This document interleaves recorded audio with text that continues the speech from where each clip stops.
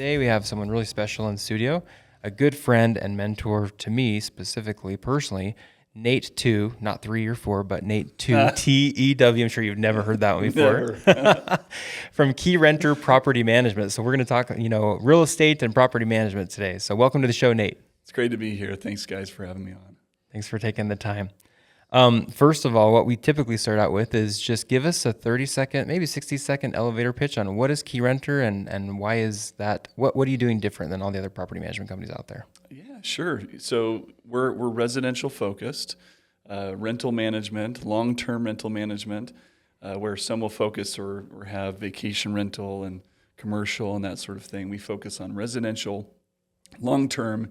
It's proven to be, the most solid area of property management in the field. And so that's our focus. We work with investors, but normal people like you and I that own 1, 5, 10 rental properties that they don't want to be burdened down by the tenants, the toilets, the troubles, the things that go along with the rentals. And so we, as a company, we take on those burdens. We free them. We liberate them from the shackles of self-management, we like to say. And we manage the day-to-day for them, collecting rent, finding tenants, handling maintenance, those sort of things. And it's a real value for people that want to grow wealth through real estate, which is a big number of people. In fact, 90% of the country's single-family rentals are owned by individuals, just normal people, simple LLCs, people that own properties. And so Interesting. it's a big market. We provide a great service. We even help people buy more properties that want to scale their portfolios and grow even bigger. That's so cool. Well, in full disclosure, I have been able to work with Nate for about 8 years. My wife and I own a franchise for Keyrenter on the side besides Rev Road, and it's been a phenomenal experience. And Nate does an incredible job with the team. It's a corporate franchise system. Keyrenter is actually based in Salt Lake, which is surprising that a lot of the big property manager companies are based in Salt Lake, which is interesting. I don't know how that worked, but Nate's been a phenomenal mentor and friend, and we've loved working with him. And they've built it from the ground up. Him and his previous partner, Aaron Marshall. Yeah, well, thanks for the kudos, and you're certainly a great friend, and look up to you a lot as well, AJ, and a great partner in the business. And we do have, so it's a franchise model. We started back in late 2007, early 2008 in Salt Lake. And you're right, it is kind of the incubator for a lot of, you guys know, Utah in general is the incubator for a lot of franchise businesses, multi-level marketing companies. For some reason, there's something in the water here, right? that starts a lot of great sort of business models. And property management, there's 4 primary franchise companies. 3 of them started here in Utah, in the Salt Lake Valley. And one has since been acquired by a larger platform franchise. They have multiple brands. They moved their headquarters to Dallas, Texas. But there's 2 of us that are still here in Utah. And we started the business back in 2008, just locally, managing properties. There was a shift in the real estate market, and we saw a great opportunity as we were selling bank foreclosures at the time. I actually started working for and with my late partner, Aaron Marshall, selling bank foreclosures, and we saw a shift in the market as the Foreclosure Act of 2009 passed, and we saw that, okay, we saw all the craziness happening at that time. We know what happened to the world then, right? And banks could no longer foreclose.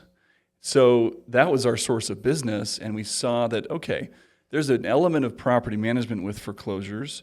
There's a need for this. We were flipping houses that started to not be able to flip, and we started renting those out. And so property management just seemed like a really natural transition for us. Aaron continued to focus on the retail real estate side of the business while I ran the operations for the property management company. Being a process guy and an operations guy, it just felt really natural for me. There's a lot of repeatable processes in property management, And so you can really scale with a team and grow it. And we just really like the business model, recurring revenue, solid business. It's a needs-based business. In 2013, as we were looking to go nationwide, we saw an opportunity to franchise. It wasn't going to be our first move of scale nationwide, but it ended up being the one that made the most sense.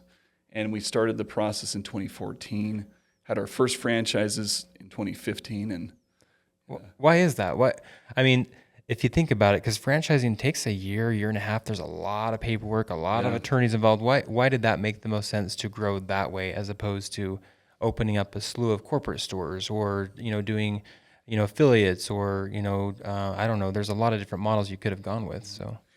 So the plan originally was for us to open up in Arizona, in Nevada, in Colorado, and there's a few hurdles we have to overcome when doing that in opening up organically or acquiring companies. We've got to be licensed. As a long-term property management company, we've got to have real estate brokerages, licenses in the different states. Highly regulated. It's regulated, and for us to have the right team, we would really need to have partners in those businesses. And what we actually started to do was take real estate courses ourselves and start the licensing process. And we also saw that we'd have to travel a lot more to staff and really get the teams in place. We had young families. We're like, it just didn't seem to make the most sense. I started to have kids in 2011, which is about the time that we were doing this. I'm like, I can't leave my wife at home with young kids like that. So I actually watched an episode of Undercover Boss. It was in October of 2013. And it was the episode with Amit from Menchie's, who's the CEO of Menchie's. I was so inspired by him and just the franchise model in general. Went to Aaron the next day, said, Aaron, what do you think about franchising and partnering with people that would be vested in their own business?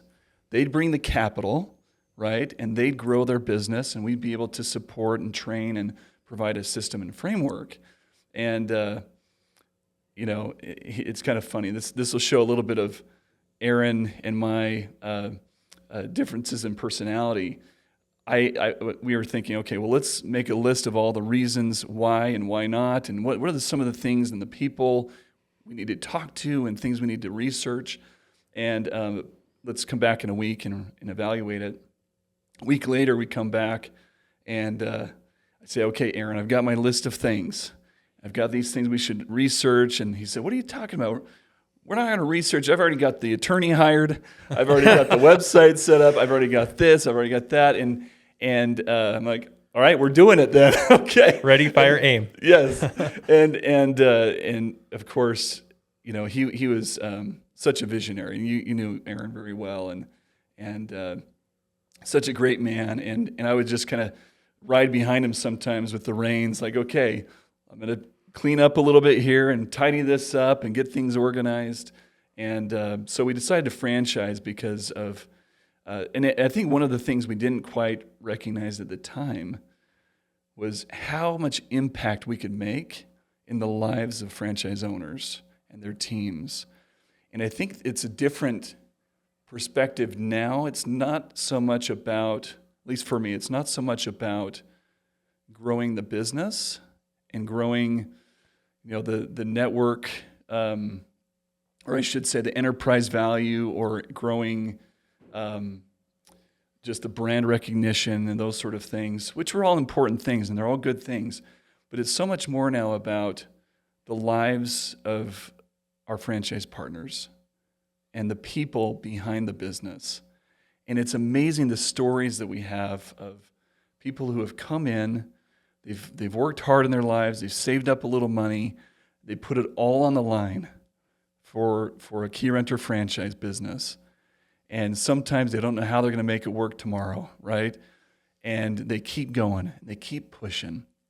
They keep making progress. And then they have a success story. And we've got so many of those great, inspiring stories that to me is the reward. When our franchise partners are winning in their business and doing well, that makes it all worth it. And of course, the dollars and the revenue and the profitability, all those sort of things matter.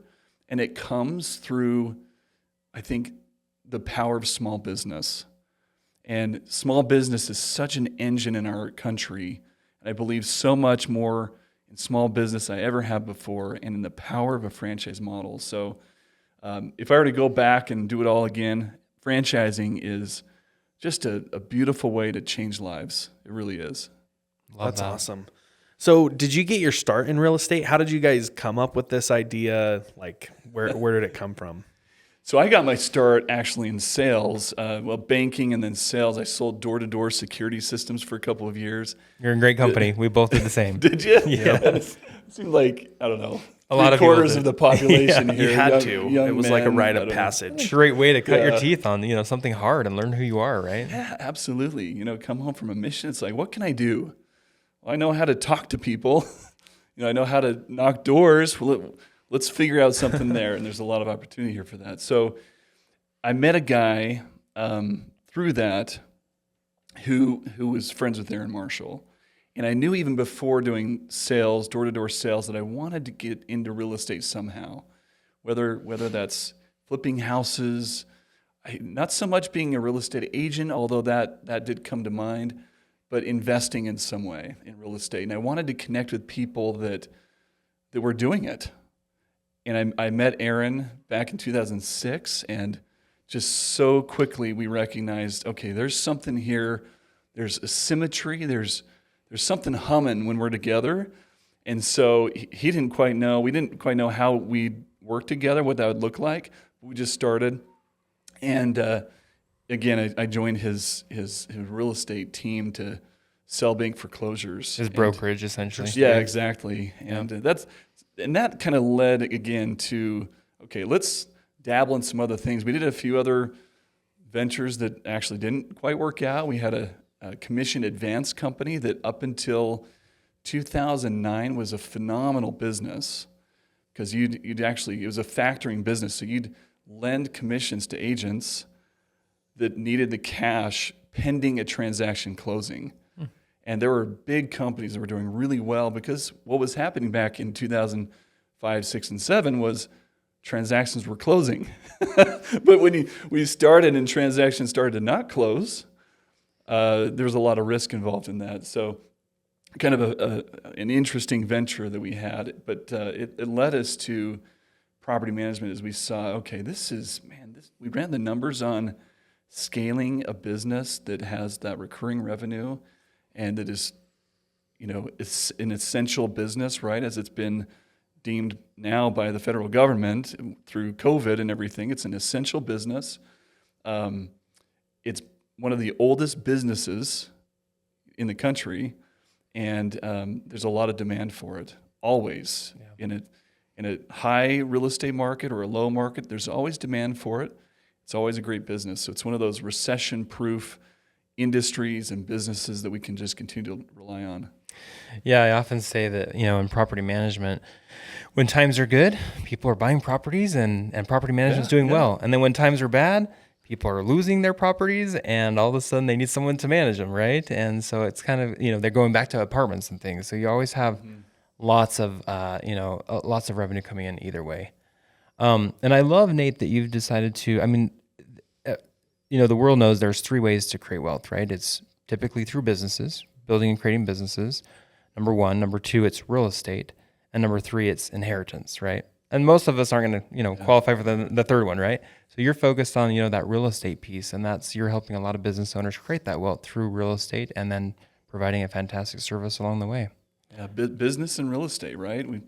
They can grow a business. Mm-hmm. They can also invest in real estate themselves. We have some franchise owners that came in with owning, no business and no properties, and now that own multiple dozens of properties and a very successful business. And it's really inspiring to see them grow in that way. And I'm one of them. And you've done a great job helping Absolutely. us out. So this is awesome. I also I wanted to highlight and go back, double tap on something you said earlier, where Aaron was kind of your yin to to your yang, right? And we see that often on the podcast with a lot of different founding teams. One is the visionary and the person that's setting the bar and saying, let's go. The other one's like, well, hold on, how are we going to implement? So we've got the visionary and the implementer. It sounds like that was Aaron Marshall was the visionary for you, and you were the implementer behind the scenes, kind of making everything come together and happen. Yeah, and using some EOS lingo, right? And we kind of implemented EOS 2016 ish, and we read all the books and everything, and realized, okay, he's a visionary. It didn't take all that to realize that, but we came up with our accountability chart and recognized, okay, visionary, integrators, my role. He was more 80% visionary, 20% integrator. I was the opposite, and I think it really worked from the sense of, okay, keep him focused on franchise development, growing brand, getting more out there and visible. And I would put the systems together, the training, the resources, those kind of things to the help. Technologies, all the stuff. All those different things that needed to be done. And it really worked in that way. He had his lane, I had mine, and we would come together, in our regular check-ins and our team meetings to really see that we're all heading in the same direction. But at the same time, man, when you've got opposite personalities, you guys know you can butt heads. and when there's respect and care and love, it can work really, really well. In fact, greatest partnerships I've ever been a part of are those that you're very different. I think even in marriage, right? My wife and I are very different in our personalities, and most spouses have a lot of differences, right? As they say, shout out to your sweet wife. Opposites attract. Yes, Jessica. She's incredible. She is awesome. She is patient and loving and supportive through all of the difficult times and all the good times. But to the point where even he and I went to counseling, and we had some really rough patches, especially with launching the franchise and realizing it's going to take 2, 3, 5 times longer and 2, 3, 5 times more capital and the stresses that go along with that. And, it was taxing, right? There were days of, working till 3 a.m. and getting up at 6 to start again, and doing that for months on end to try to get things going. Sounds like a midnight founder. It's the name of the show. It's exactly right. And so we did go to counseling. We have a dear friend here in the Valley that is a successful entrepreneur that has experienced a lot of struggles with partnerships. And we just met with him and said, hey, would you help us walk through some of the things we're struggling with on getting on the same page? And I'll tell you what, there was a point where we were even talking about parting ways, Aaron and I. It was that bad. Just as couples, right? It's just in marriage where there's some thoughts, there's some real challenges we have to. But you know what? We knew that we were better together, stronger together, and we weren't going to give up on each other. And so through counseling, through discussions, through some really difficult conversations, we grew stronger. And after some of those experiences, we were never closer, than after that point. And then, as you know, in late 2019, he was diagnosed with stage 4 cancer. And that was like a rock, to just an earthquake to our partnership and to our organization. And, it was 18 months later he passed, and it was quite the experience of going through that with a partner who is more like a brother, even more than a brother. You're together day in, day out, and going through that experience and seeing how supportive you were and our franchise partners and the community around him and rooting for him, and him with an unwavering commitment to life and to beating cancer, trying everything and anything to beat it. Even even being home on hospice at the very end and saying, Nate, I'm going to get through this just fine. I'm going to be okay. Never giving in, which was amazing. In fact, I knew he was a fighter. I knew he was determined, but I had no idea until we went through that experience how truly determined and committed he was to his family, to business, to everybody, and to himself. But it also made it really hard to have real conversations because we'd talk about succession and what that looked like. He'd say, "We don't need to talk about that. I'm going to be fine." I'll be back in a week or something. And I was in the hospital with he and his wife, the three of us, when the doctors came in and said, "You've got two options. Either you start being able to eat again," because he hadn't for 3 weeks. He was on nutrition bags and different things. Either you start eating, there was blockages with cancer, or you go home on hospice. You're not going to start eating, so you got to go home on hospice, and you know what that means.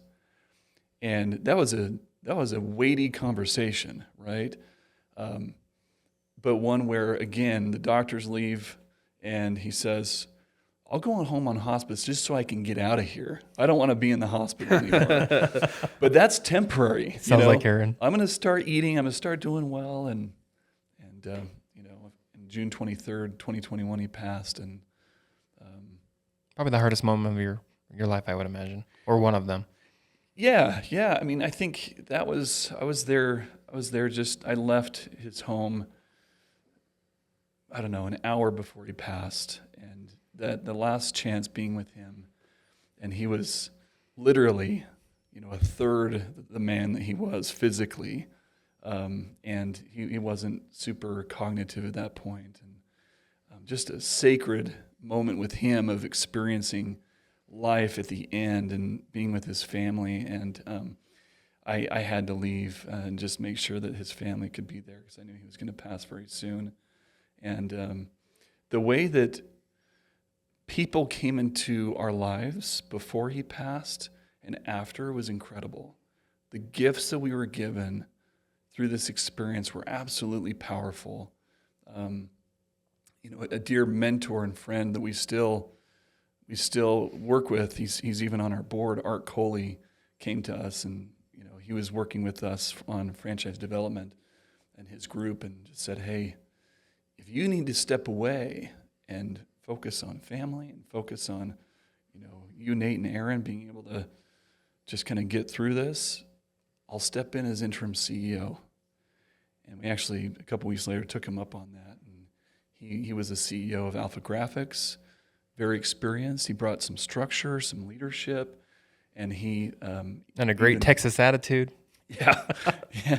And even though I continued to be on the forefront of communication to the network as far as Aaron and just different things, he really brought that was a gift and a blessing, because oftentimes in these sort of founder changes, it's a time either that the company might look to sell, they might struggle, and we grew during that time 30% year over year since then, and I owe a lot to him and his willingness to step in. I came back in November as COO working under him, and then in June stepped in as a CEO and allowed him to focus again more on his ventures and things. But it's amazing, the journey and the people, and how I believe, being a man of faith, I believe God places people at the right times and takes us by the hand in times of trial. Love that. I'm sure that was a really tough, that was a tough experience. I'm just thinking about working with somebody every day and then going back. And I'm sure that time period that you took off helped soften that blow a little bit. But how was your experience coming back and like having to run this thing without your, your yin or your yang? And I never left fully. But I didn't have the weight right fully on myself, which was incredible. And And even coming back, Art, I still meet with him on a weekly basis as an executive advisor, and having him there and his knowledge and experience has been priceless, really. But I still miss Aaron dearly, and there for a good 6, 8, I don't know, even 12 months after he passed, just missing our conversations. We would talk 15, 20 times a day sometimes, right? Text messages, calls, jumping over to his cubicle, whatever it was. And I think missing that counterpart was challenging, just more emotionally than anything, mentally and emotionally. His wife, Andrea, big shout out to her. Shout out to Andrea. She is incredible, just as a strong, capable woman going through that process. She and I still meet on a regular basis. She's our chairwoman of the franchise. And she's quite involved in the business. She runs our Keyrenter Cares charitable initiatives, and she participates in meetings from time to time, and in our board meetings and those sort of things. Gratefully, Aaron and I made sure she wouldn't have to step in and run the business or operate or have an operational role there. But she has been, I've seen her go through some really hard things, and she still is, right? She's a widow, and that is something that... At a fairly young age. Yeah, absolutely. Yeah. And her son, Alex, her youngest, is graduating high school today. And there's things that we've learned through that experience, I think, that we don't quite know what we're capable of until we're put into the storms of life. And we know that there's always sun and rainbows on the other side of the storms. We just have to keep moving forward. And I think my biggest message is I talk with youth groups or other entrepreneurs or business owners, even franchise partners that are having some really tough times. It's like, you just got to take that next step. Just keep leaning into life. Keep leaning forward and moving forward and trusting. And of course, learning and connecting with people and mentors and people that can help you not trip as much. But the ones that fail, the ones that don't make it are simply the ones that give up, right?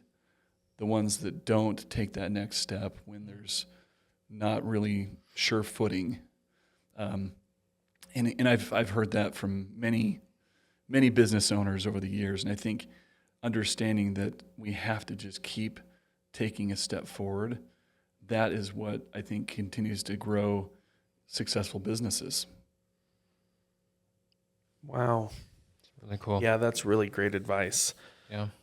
Okay, so where are you guys at today with Keyrenter? How many franchises do you have? Are you like across the United States? Or are you still kind of here locally in the West region? Yeah, so we've got 3 offices here in Utah. AJ having one of them. And I have a partner I brought in on one that I own, and one down south that's actually owned by Aaron Marshall's son, which is really cool. Oh, that's So awesome. my partner, so he's kind of continuing that legacy. And then we're in 67 other markets. Okay. So wow. So we have just all over the country, really. We're from coast to coast, really. And so we got 70 total locations, 56 franchise owners, and so there's several that have multi-territories.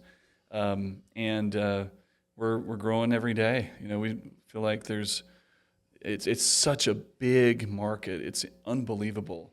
There's about 20 million single-family homes in the country right now that are owned by individuals and that are self-managed by the owner.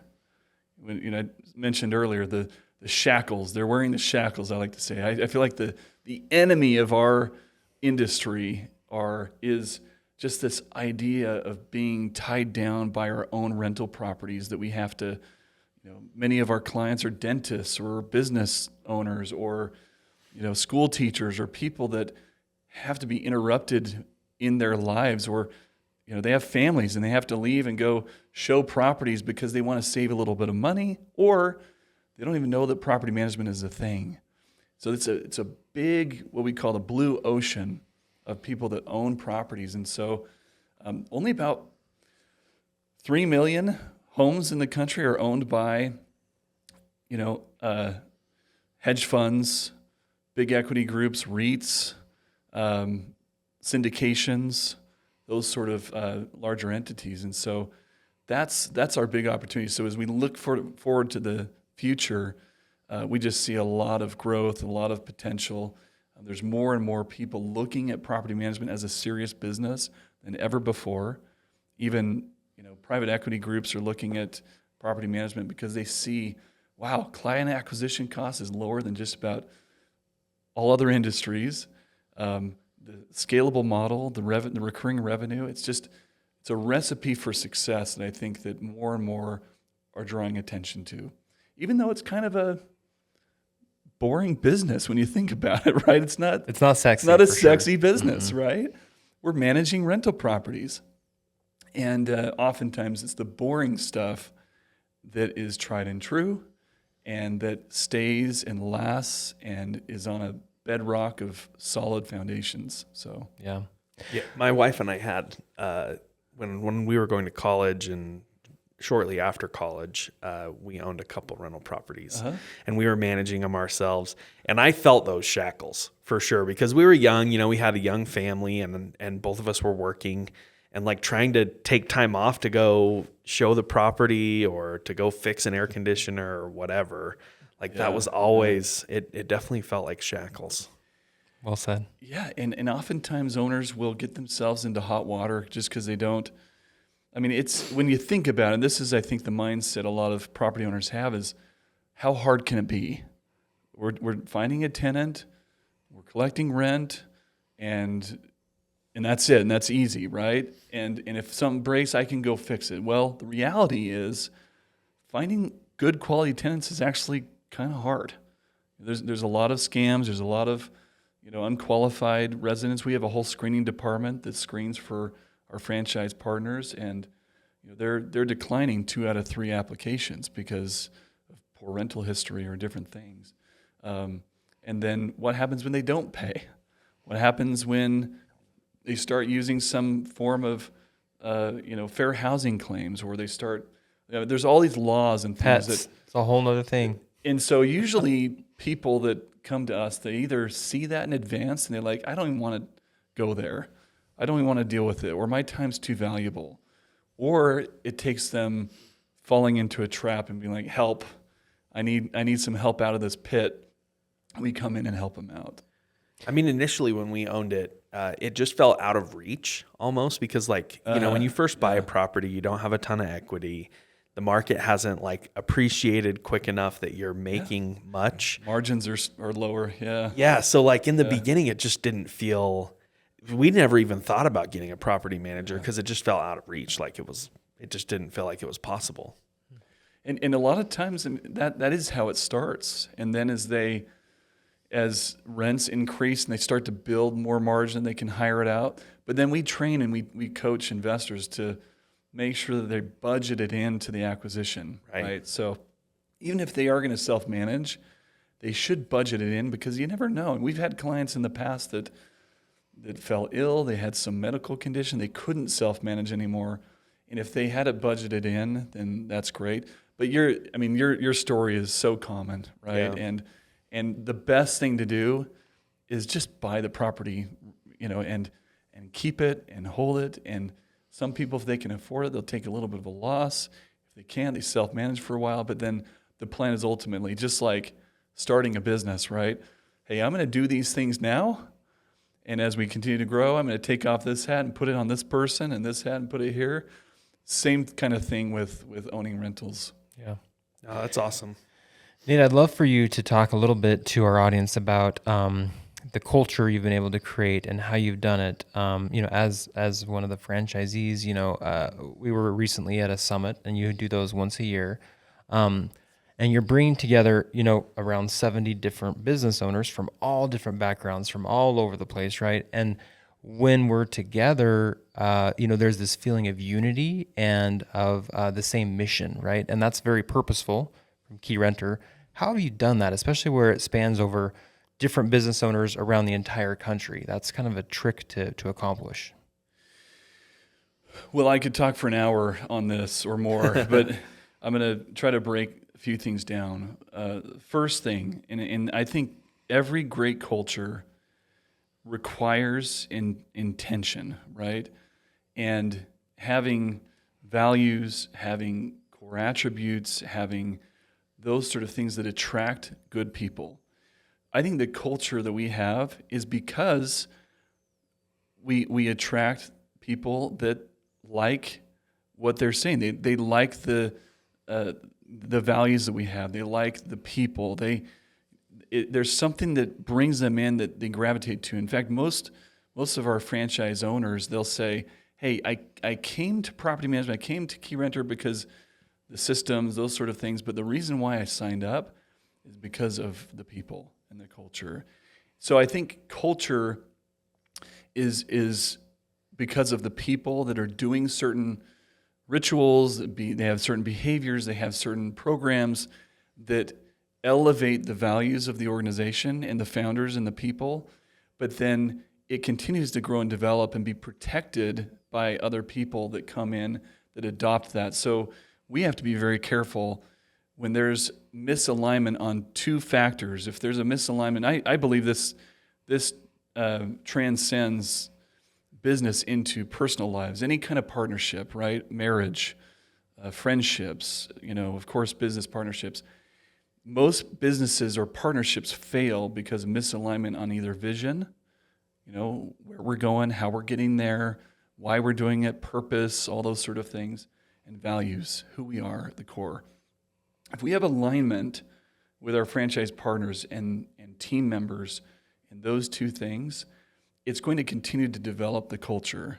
It's going to continue to snowball good things. But if we bring in people that are not aligned, man, that can get out of whack. And oftentimes, and we have had this happen, where we think there's alignment, but there's not.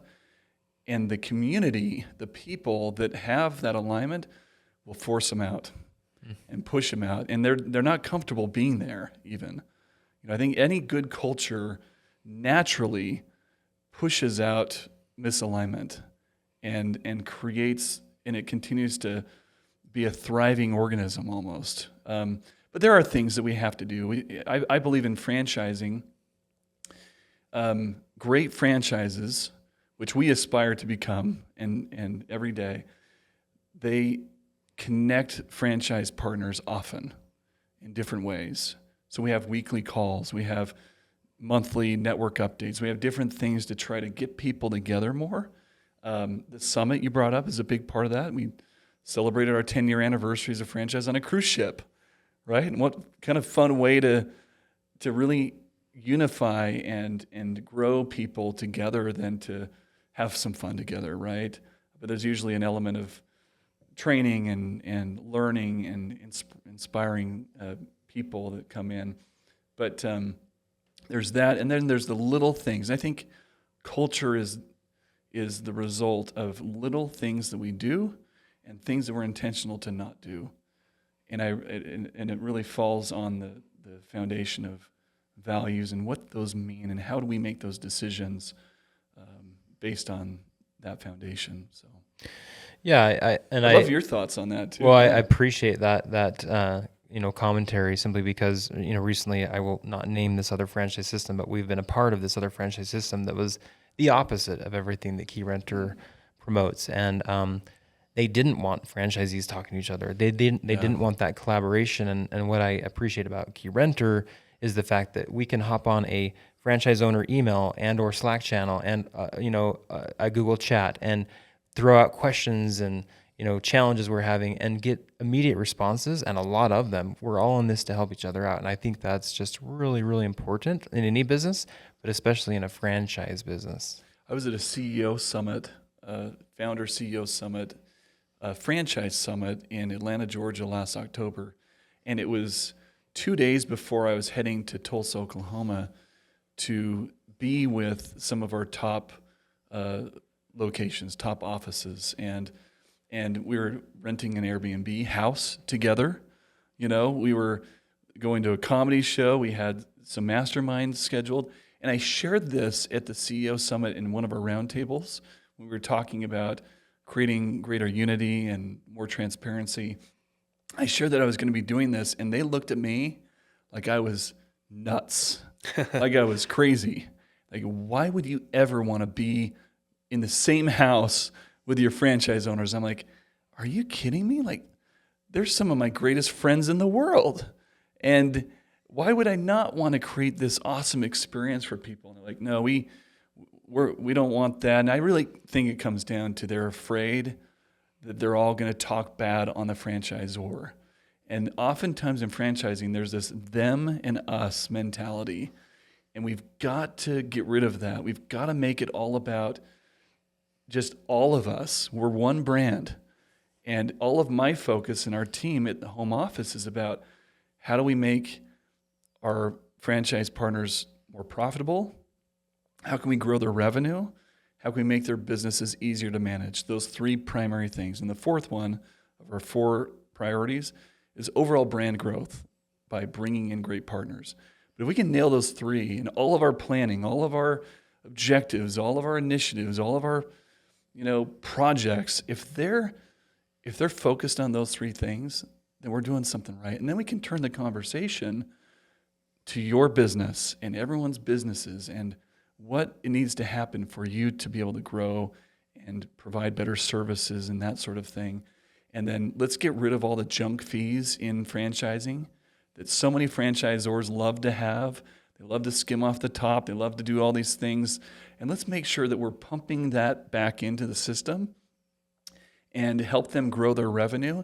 And that's where franchisors should be making their money off of royalty and some of those things that are actually bringing value. So I think there's a lot of fundamental differences across franchise brands. The ones that I choose to associate with, they get it. They understand it's all about unit economics at the franchisee level.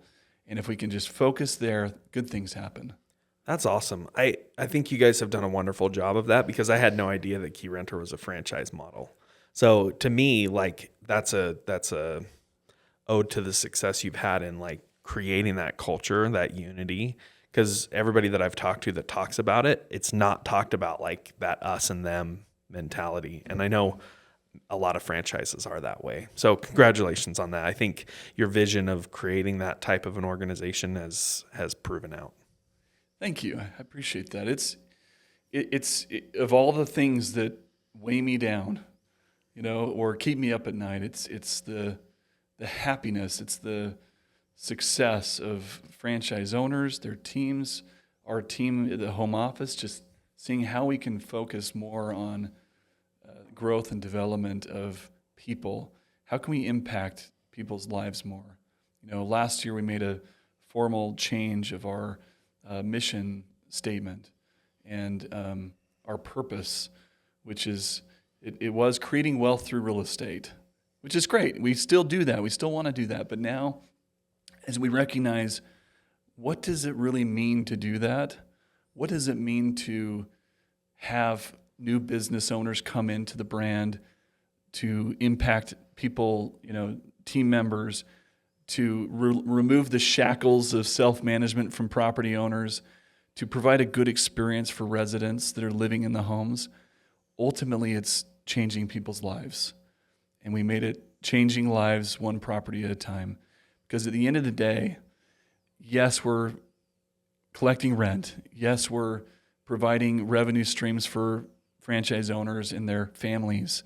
And we're providing incomes for team members, providing wealth for real estate investors, all that great stuff. But at the end of the day, if it's not making a difference in their lives, it doesn't really matter. And it does. It does make a difference in their lives. It can change lives, and when we think about it in that lens, we show up a little bit different, right? How can I change this person's life today for the better? This person's upset. What can I do to impact them? How can I be better in this scenario? And how can I make it more about them than about myself? I think the power is in the language of the things that we really want to transmit in our organization and across our communities. If we can really understand that words matter and it transforms the way we show up every day and the way we wake up every day, that's where I think the magic and the power is of business. That's cool.